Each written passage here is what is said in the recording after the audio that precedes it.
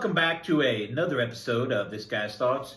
Like always, appreciate swinging by the channel, taking that time to watch a video of mine.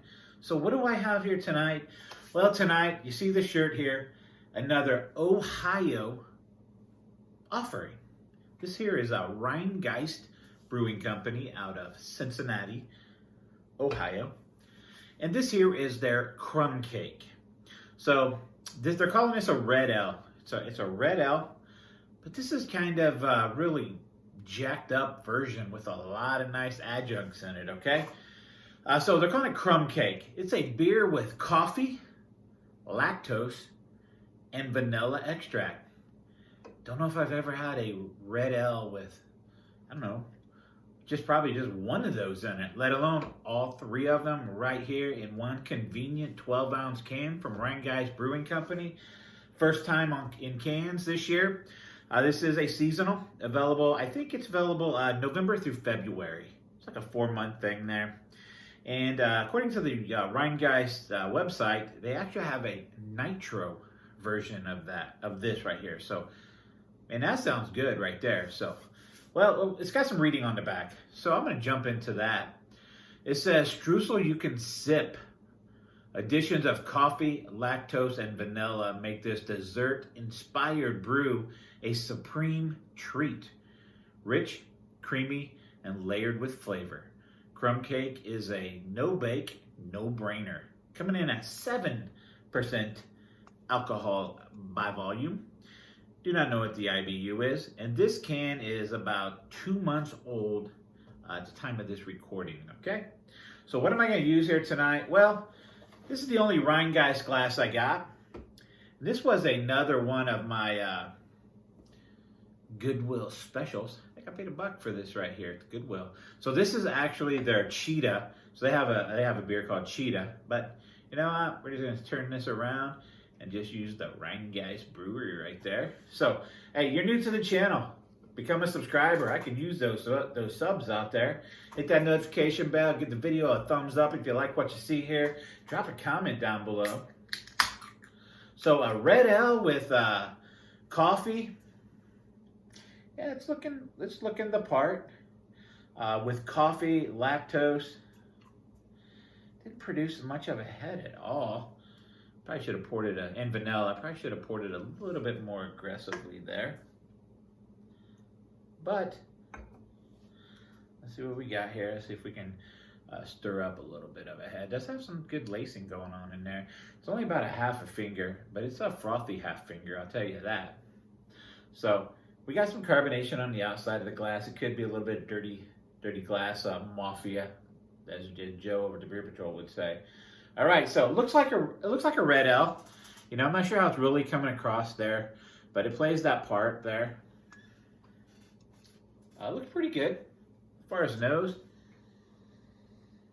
Oh, wow, I'll tell you one thing. I get a lot more coffee than I was anticipating coming off of this thing. Coffee is definitely the dominant flavor that I'm picking up in the nose. Dominant flavor, dominant aroma.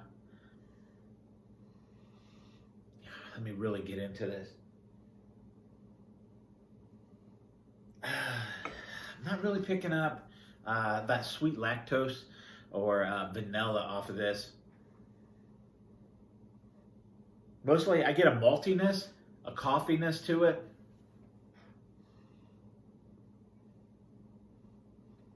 A little bit of an earthiness to it, a floralness. That's pretty much about it on the nose. So head's pretty much gone. Just a thin layer over the top. So we'll get a drink on this thing.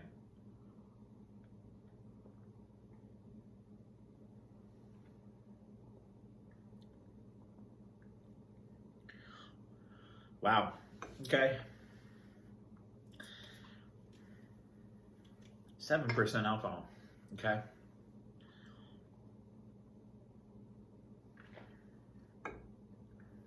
So,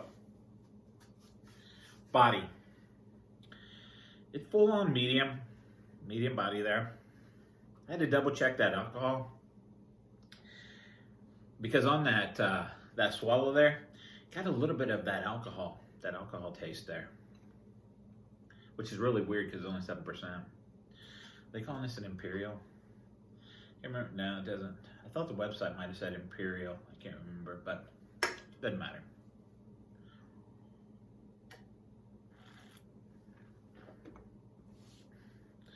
So as far as a red ale, that kind of basic red ale taste that you get, it's not here.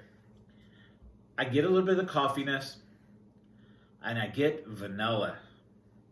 Man, so it kind of is an unusual, there's a lot going on here. A little bit of an unusual flavor here. So,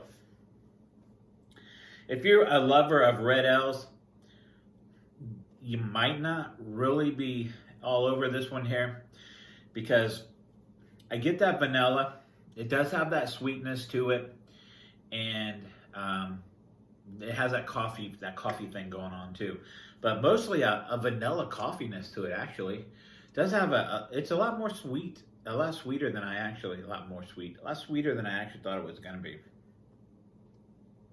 Even though it says lactose right there.